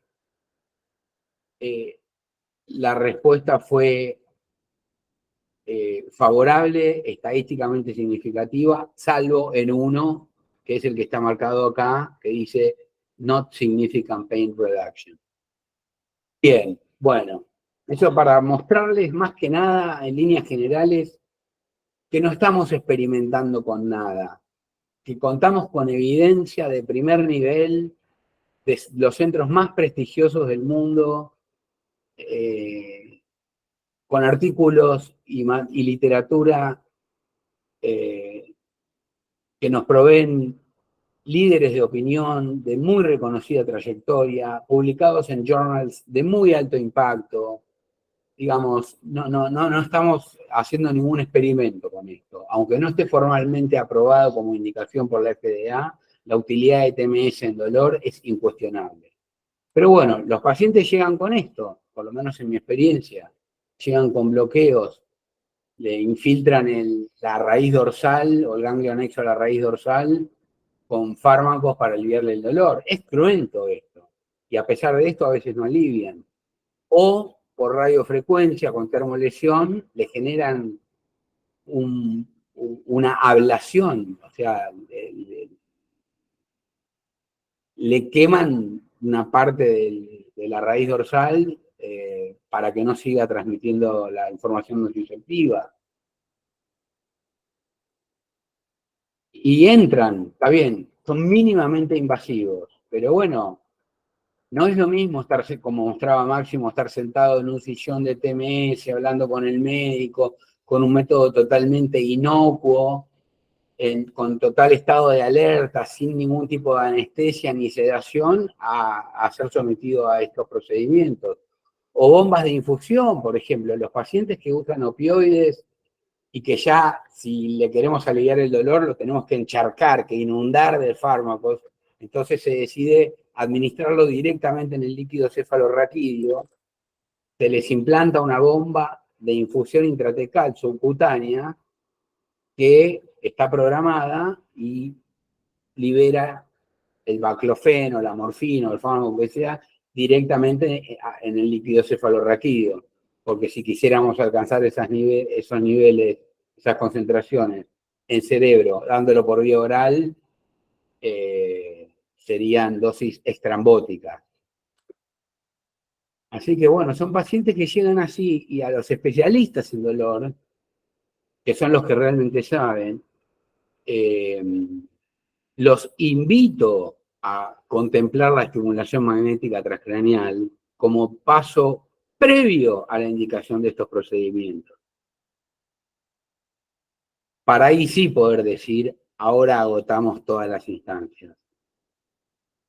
Después la estimulación medular, más cruento todavía, que puede ser quirúrgica a cielo abierto. Si ven ahí arriba a la derecha, se implanta un estimulador en la médula espinal, ahí está el control radiológico, y son procedimientos que llegan pacientes que han sido sometidos a esto, a veces exitosamente, a veces con un alivio del dolor transitorio, a veces sin alivio y logrando un alivio después del tercer procedimiento, y a veces sin respuesta alguna. Con lo cual, imagínense poder evitar someter al paciente a este tipo de intervenciones, que por más seguras que sean, mínimamente invasivas, en manos de un equipo súper experimentado, De más está decir que cualquiera de nosotros preferiríamos aliviarnos con algún método menos invasivo. La estimulación sacral también. Lo que es el implante de generadores de pulso, los mismos de DBS o como un marcapaso cardíaco, ya más a nivel de la cola de caballo, los nervios a nivel sacro. Después los dolores de cabeza y cara, neuralgia del trigémino, que están los métodos quirúrgicos como esta decompresión neurovascular, que es una cirugía a bisturí, a cielo abierto, que he tenido pacientes que fueron sometidos a esto y después hicieron TMS.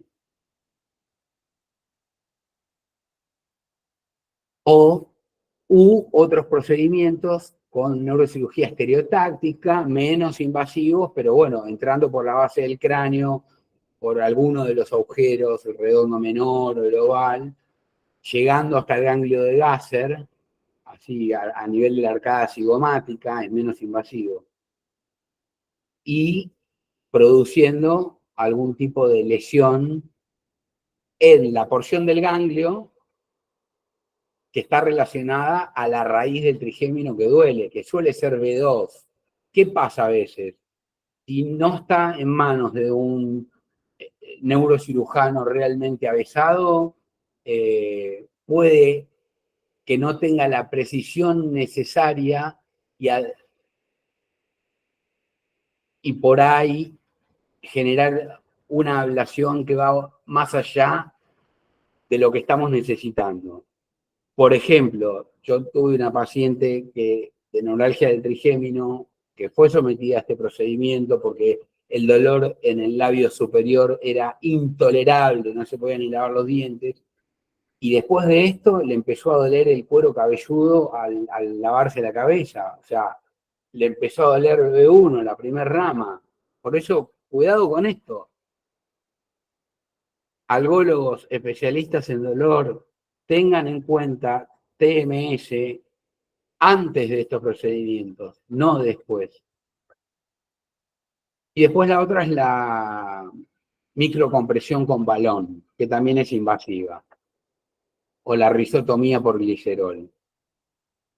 Bien. O el gamma knife, que no es invasivo, es externo, pero bueno, es como el concepto de una lupa, que uno la pone al sol y todos los rayos confluyen en un punto. Bueno, con rayos X se hacen confluir en un punto dentro del cerebro y terminás haciendo una lesión, una ablación.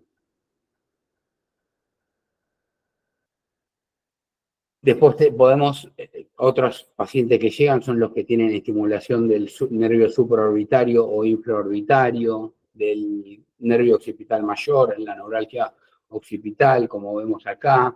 Acá vemos el implante de electrodos. Acá ya estamos, una vez que está esto, es contraindicación para TMS. Por eso, con más razón, probar antes. Y también implantes de estimuladores en el ganglio efenopalatino o en el mismo ganglio de Gasser. Este es un póster en un caso nuestro con implante en el ganglio efenopalatino, que hicimos una correlación anátomo-radiológica con preparados del Instituto JJ Nahon de la Facu. Y esto es muy importante, es la estimulación sinérgica, que en TMS es muy importante contemplar la estimulación de más de un target. Este es un caso de un paciente doloroso en el que se le administró un tratamiento de implantes de estimulación simultánea, sinérgica del nervio occipital mayor y del ganglio efenopalatino, con una mejoría notable y significativamente mayor que con cada una por separado. Bueno, esto es lo que pasa cuando estimulamos M1. Ven que el miembro contralateral manifiesta una respuesta motora. Acá por ahí se ve más de cerca. Es esto. Y esta es justo, está bueno cuando el blanco es M1, la verdad, para los que hacemos TMS. Porque si no tenemos que andar jugando con coordenadas y calculando, salvo, bueno, si uno cuenta con neuronavegación, y calculando por medio de algunos sistemas que nos permiten programar el blanco en términos antero-superior, antero-posterior, supero-inferior o lateral, andar calculando los blancos. Cuando el blanco es M1, uno está tranquilo porque tiene la certeza de que está donde debe estar. Cuando te dicen, en función de M1 tenés que calcular tanto, tanto, tanto, y ahí recién estás en el blanco. Bueno, uno a veces cruza los dedos y bueno, sabe que es un área, que no es un punto, y que también la estimulación no es un punto, es un área. Bien, estos son pacientes que llegaron después de haber sido sometidos a parva de tratamientos farmacológicos y procedimientos. ¿Qué edad tiene? Usted pasó los últimos 7 años experimentando un dolor intenso y continuo en las piezas dentarias del maxilar inferior, en la cara derecha, que le generaban un intenso malestar. ¿Es correcto? Y ahora que estamos en el día de mañana ya cumplimentando la sesión número 20 de estimulación magnética transcranial, ¿qué tipo de efecto terapéutico experimentó, si es que experimentó alguno?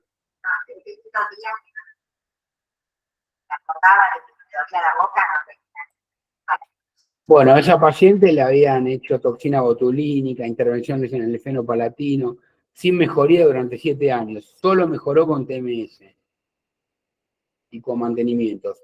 Este es un caso de migraña a la cual la sometieron a procedimientos neuroquirúrgicos para aliviarle la migraña, sin resultado alguno. Y después le indicaron TMS. Por un cuadro de migraña, para prevención de las crisis. ¿Qué me podés decir acerca de tu experiencia con este procedimiento? Sería muy beneficioso a los años que llevo de migraña, refractario a toda medicación, quirúrgica también. Acá es donde sentí un alivio, tanto en intensidad de dolor como frecuencia de la migraña. ¿Cuántos años hace? 10 años fue así. En la escala de 0 a 10, en términos de dolor, ¿qué cantidad de eso? Pero tenías la crisis previa al tratamiento. Tenía grado 10 y ahora pasamos a un 5. ¿Cuántas crisis tenías por semana? 4 crisis por semana, y con este tratamiento tuve una sola, con menor intensidad de dolor y menos tiempo. Bueno, esta paciente remitió, no tuvo más crisis y siguió haciendo mantenimiento una semana cada 6 semanas, después de 10 años de vivir un calvario. ¿Y experimentó algún beneficio o alivio en relación a su dolor? Sí, sí, me ayudó un montón, sí. ¿Y en qué porcentaje le alivió, más o menos? 80%. 80% de mejoría. Sí. Bien. ¿Había realizado tratamientos previamente para abordar esta dolencia? Sí, no solo las medicaciones, sino que además otros y Cirugía. cirugía 2 veces. ¿Obtuvo algún beneficio? No, ninguno. De ninguno de los. O sea que esta vendría a ser el único tratamiento que la proveyó de un alivio real, significativo. El primero y el único. Vivís con ella en el día a día y la has acompañado a todas las sesiones de este protocolo de estimulación. Sí, durante todo este tiempo. Comentame cuál es tu opinión acerca de los resultados del tratamiento. Sinceramente fueron increíbles. Cambió casi el 100% lo que era su vida antes del tratamiento. Porque algo tan simple como lavarse la cabeza o como hablar, llamarme en 10 minutos, no podía hablar, no podía reírse de una conversación, no podía estar, porque luego te dolía toda la tarde o toda la noche del lado de la cara. Y ahora no, ahora está normal, o sea, se pudo poner de nuevo su prótesis, le había cambiado su día hasta saludar a mis hijas. O sea, ya no podía besarla porque el movimiento que uno hace con la boca, eso ya le provocaba. O sea, esta paciente pudo usar la prótesis dentaria, pudo besar a sus nietas. El cambio de vida, de calidad de vida y funcionalidad fueron realmente asombrosos. Y no pongo conclusiones porque no tenemos nada por concluir. Tenemos un largo camino por delante para seguir investigando y desarrollar protocolos más estandarizados, pero para considerar, en general, para el dolor se usa la bobina en 8, el blanco estrella es la corteza motora primaria, alrededor de un 80 o 90% del umbral motor, o sea, de aquella intensidad que genera movimiento de la mano contralateral, a alta frecuencia, 10 o 20 Hz, generalmente se usan no menos de 1500 pulsos y hasta 3000, intervalo entre trenes de 10 a 25 segundos, y el número de sesiones para casos de dolor, a diferencia de depresión, que son 20 a 30, con 3 a 10 puede haber una respuesta que después se mantiene con sesiones más esporádicas. Bueno, muchísimas gracias por su atención.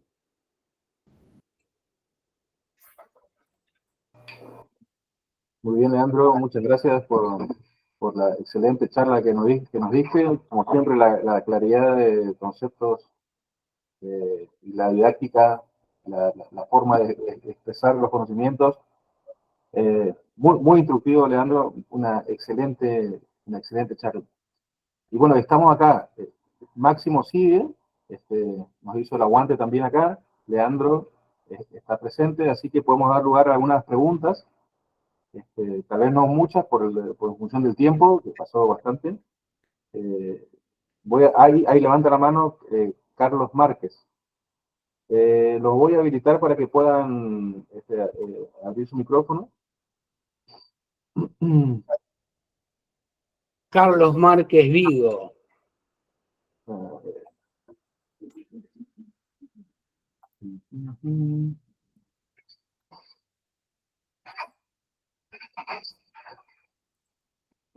¿Puede habilitar, Márquez, el micrófono?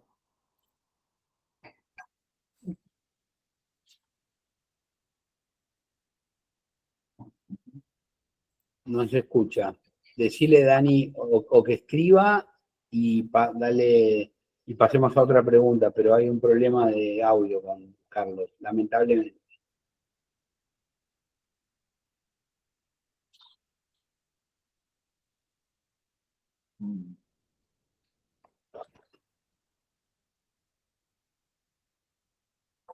Ahí le permití habilitar los micrófonos.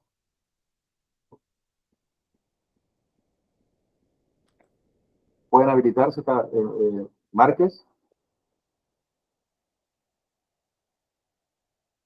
Si no las pueden escribir, las lees vos, Daniel, en todo caso, ¿no? Sí, no encuentro, bueno, a ver. El central. Hola, ¿me escuchás ahora? Ahí está. Bueno, Máximo, te quiero hacer una pregunta y primero felicitarte. ¿Qué experiencia tenés en cuadros afásicos post-ACV, tanto como con TMS como estimulación eléctrica? Y la pregunta que le voy a hacer a Leandro es que si él ha tenido alguna experiencia en polineuritis de característica axonal versus polineuritis desmineralizante, si ha encontrado que realmente algunas u otras tienen mayor beneficio. Bueno, gracias, Carlos. Comienzo yo respondiendo, más que nada porque di la primera presentación y la primera pregunta. Con respecto a la fascia, hay protocolos instaurados totalmente, tanto con TMS como con TDCS. En este momento hay un protocolo muy interesante que también considera la corteza motora como bien dijo Leandro, la corteza motora la van a ver que sirve absolutamente para todo, pero es una vía de entrada segura para TMS porque tenemos el Motor Evoked Potential. Y hay un protocolo que se hizo en Alemania, en el Hospital de Charité, y fue publicado hace 3 años en Brain, utilizando la corteza motora para estimulación con TMS excitatorio en la fascia de Broca, es decir, la fascia expresiva, netamente expresiva. Ahora bien, con afasia que tengan que ver con un componente comprensivo, con una afasia de Wernicke o una afasia global, lo que se piensa y se estimula es la corteza parietal posterior, la parte caudal de la corteza parietal posterior del lado izquierdo. Es muy interesante lo que pasa en afasia porque también hay un fenómeno de rivalidad interhemisférica. Entonces, muchas veces lo que se plantea es poder disminuir la excitabilidad del hemisferio sano y esto contribuiría también a mejorar el tema del lenguaje. Pero si quieren, para la próxima vez o el próximo encuentro podemos hablar un poco sobre afasia. Gracias. Gracias, Carlos. Carlos, muchísimas gracias por participar. La verdad, un honor que estés. Y la respuesta es que no he podido discernir o lograr alguna diferencia en cuanto a la respuesta en las dos condiciones que mencionaste. Bueno, muchas gracias. Seguimos, nuestra pregunta, Viviana Troncoso. Sí, buenas tardes, ¿se escucha? Sí. Sí, perfecto. Perfecto. Bueno, antes que nada, muchísimas gracias. Preguntar si existe, si ustedes conocen, si existe alguna relación entre esta metodología no invasiva y la comparación de resultados con, por ejemplo, técnicas no convencionales aprobadas fuera de la medicina ortodoxa como acupuntura, que alguna vez he sido testigo, he visto gente con ACV que iba a sesiones de acupuntura para justamente intentar rehabilitarse. ¿Saben? ¿Existen trabajos? ¿Tienen alguna noción? ¿Existe alguna extrapolación entre los resultados de una metodología convencional, occidental nuestra, con esta técnica oriental? ¿Saben algo? ¿Se sabe algo de eso? Viviana, la acupuntura es una práctica milenaria. Sí. Hace prácticamente 5.000 años que se viene utilizando y aún se continúa llevando a cabo, lo cual quiere decir que debe servir, ¿verdad? Y en el ambiente de la INS, International Neuromodulation Society, los especialistas en dolor, como Dirk de Rieder o Tim Deer, que hacen mucha estimulación periférica, han correlacionado los procedimientos que llevan a cabo a nivel periférico, o Elliot Crames, con técnicas de acupuntura. Definitivamente el ambiente científico tiene muy en cuenta que la acupuntura es... Todos son extrapolables. Que la acupuntura, digamos, y los procedimientos actualmente más complejos a nivel periférico para el alivio del dolor tienen una correlación incuestionable. Definitivamente que sí. Es más, sería un principio, probablemente fue el fundamento sobre el cual alguna vez a alguien se le ocurrió decir, vayamos un poco más allá con esto. Ahí va. Bueno, muchísimas gracias. Sí. Bien. Verónica pregunta si para estimular el área M1 es en el área que se calcula, para calcular también el umbral motor.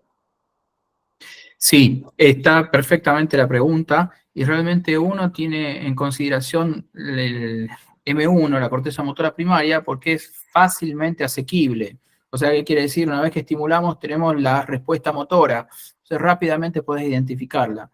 Está muy bien, el potencial evocado motor no es lo mismo que el umbral motor. Y esto está muy, muy bien la pregunta realmente. ¿Por qué? Porque en base al umbral motor estamos de alguna manera calibrando la intensidad del aparato para poder realizar nuestras intervenciones posteriores, donde es único a una persona. O sea, una persona puede tener un umbral menor o mayor y necesitar mayor intensidad o menor intensidad del aparato. Es correcto lo que dice. Y M1 se utiliza para esto, absolutamente. Hay otros también umbrales que se pueden utilizar para otras áreas. Por ejemplo, los umbrales de fosfenos o fotopsias. Cuando uno estimula el lóbulo occipital, si uno estimula el lóbulo occipital, puede tener un umbral de fosfenos. Entonces puede marcar la intensidad del aparato de acuerdo al lóbulo occipital también.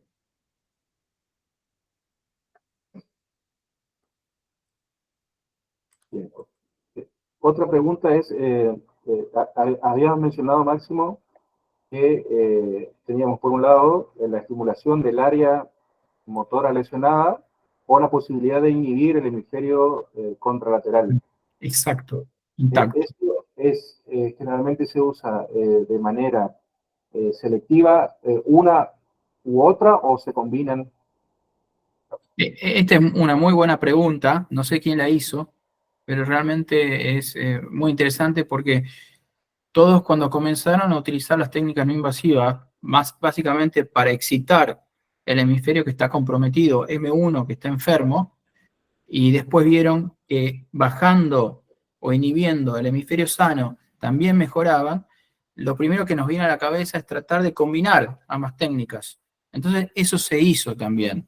Entonces después de un tiempo trataron de poner, una forma fácil es poner el electrodo anódico sobre la corteza motora enferma y el cátodo sobre la intacta. Entonces, ver si con esto se potenciaba el efecto. O hacer theta burst stimulation de un lado y del otro lado, o hacer baja frecuencia de un lado y alta frecuencia del otro. Pero la verdad es que nuestro sistema aparentemente tiene un umbral de mejoría. Hay un porcentaje que puede mejorar con todo esto y la excitabilidad no es que cambia. Parece que hay un techo donde no podemos pasarnos del techo para lograr cambios en la excitabilidad cortical. Entonces, por más que estimulemos, no es que vamos a lograr tener un efecto aditivo o supraditivo, sino que el efecto es el mismo. Por supuesto, existe siempre más riesgos de generar crisis convulsiva. No hablamos de los efectos adversos que pueden tener todas estas técnicas, que el mayor y de alguna manera el peor en este sentido son las crisis o estatus epiléptico, ¿no? Bien, gracias. Alejandro Román tiene una pregunta. Sí, es una consulta más bien de tipo técnica. Yo soy neurofisiólogo y conocía la estimulación magnética desde hace mucho tiempo. Y antes había un problema que era el de la temperatura con los estimuladores. ¿Se presenta actualmente? ¿Se corrigió ese tema? Sí, los equipos actuales de avanzada traen incluido un sistema de refrigeración hidráulica automática de la bobina. Es así, muy buena la pregunta que hizo, doctor, porque hay distintas formas de refrigerar, como bien dijo Leandro, absolutamente. Una es esta, hay un sistema de hidráulico, hay algunos aparatos que tienen un sistema con air film coil, o sea, quiere decir que el coil tiene un ventilador directamente que genera una disminución del calor de la bobina. Pero la verdad que muchas veces uno cambia las bobinas también. O sea, tiene dos bobinas, entonces puede hacer un protocolo, estimula y pone la otra bobina cuando termina el protocolo. Esto es otra de las cosas que se pueden hacer. Pero ya y además está decir que la temperatura ambiente hay que mantenerla, sobre todo en donde tenemos patrones estacionales y los veranos son cálidos, es un factor importante. A colación, Máximo, de lo que mencionabas recién, una reflexión. En TMS contemplamos lo contemplamos como un método de muy buena tolerancia y excelente seguridad, con la salvedad de que en 1 en 30.000 sesiones, o 1 en 1.000 casos, podría haber una convulsión durante la sesión, no desarrollo de epilepsia ni al otro día.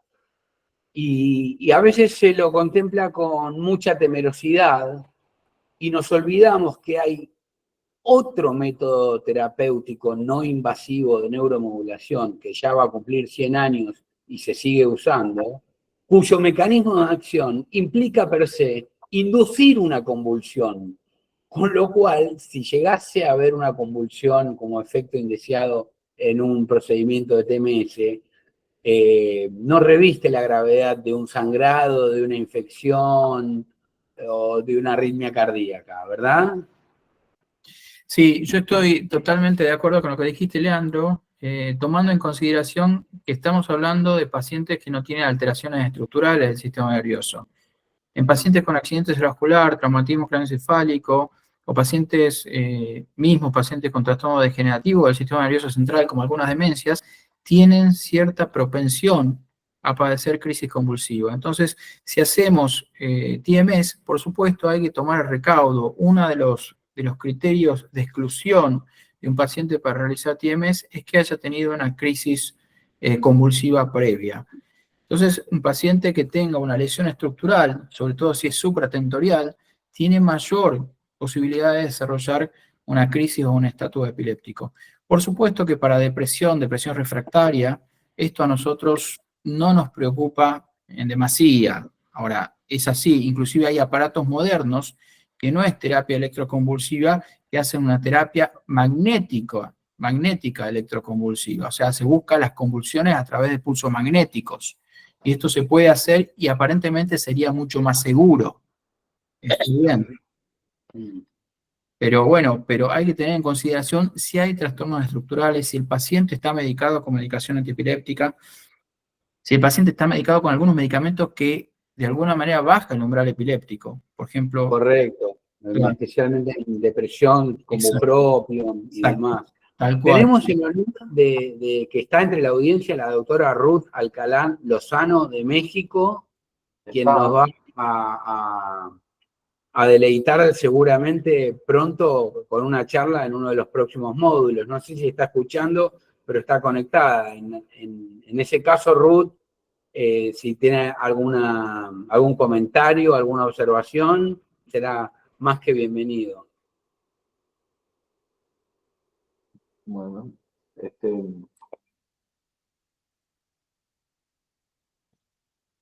¿Qué más preguntas? Gracias por las respuestas y las confirmaciones. bueno, a ver, veo acá en el chat muchas felicitaciones, muchos agradecimientos de las personas que participaron. Por más está decir que ambas disertaciones fueron excelentes.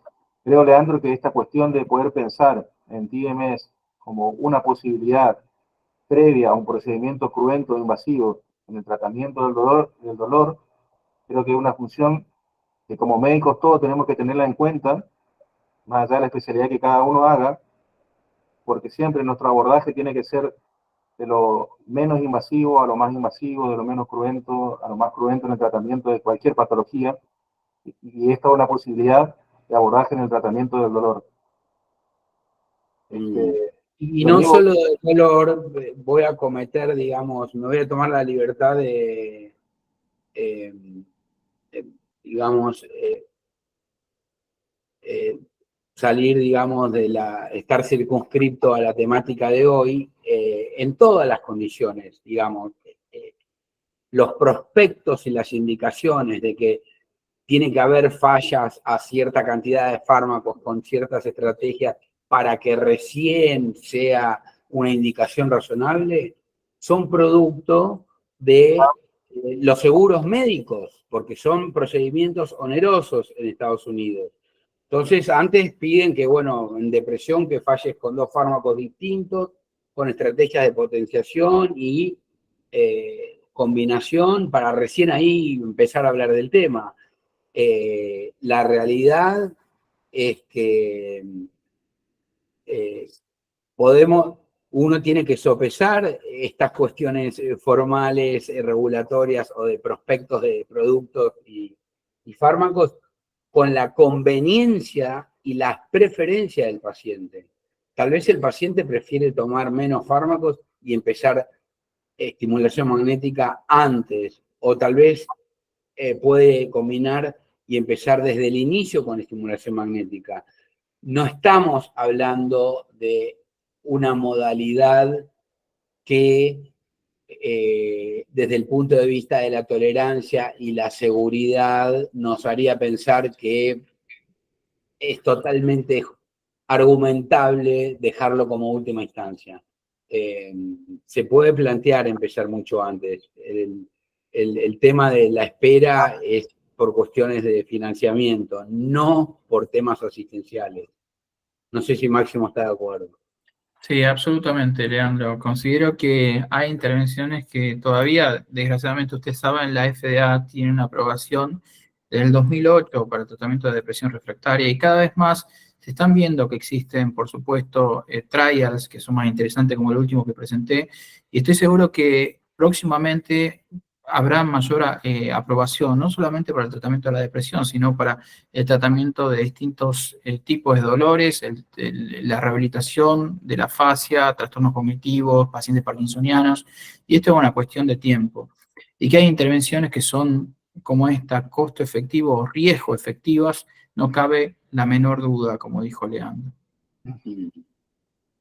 Daniel, ¿qué pensás? Que dado el hecho de que han transcurrido 2 horas... Han pasado 2 horas.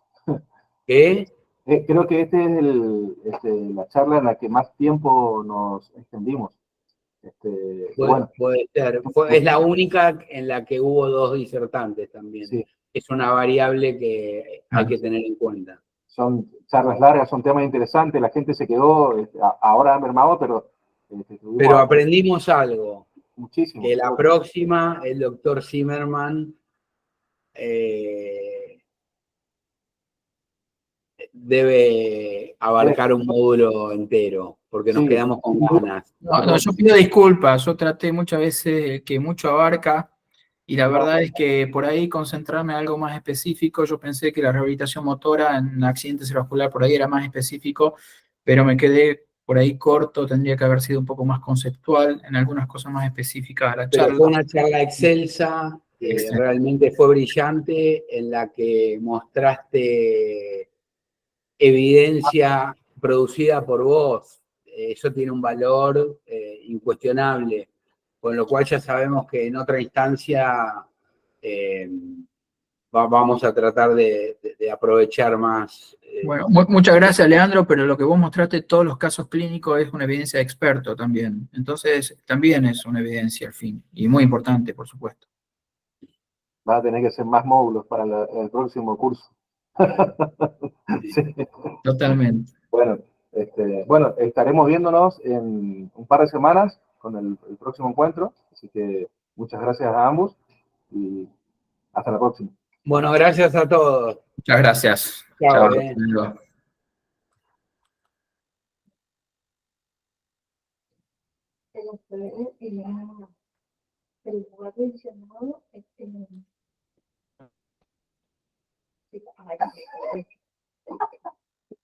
lugar de preguntar a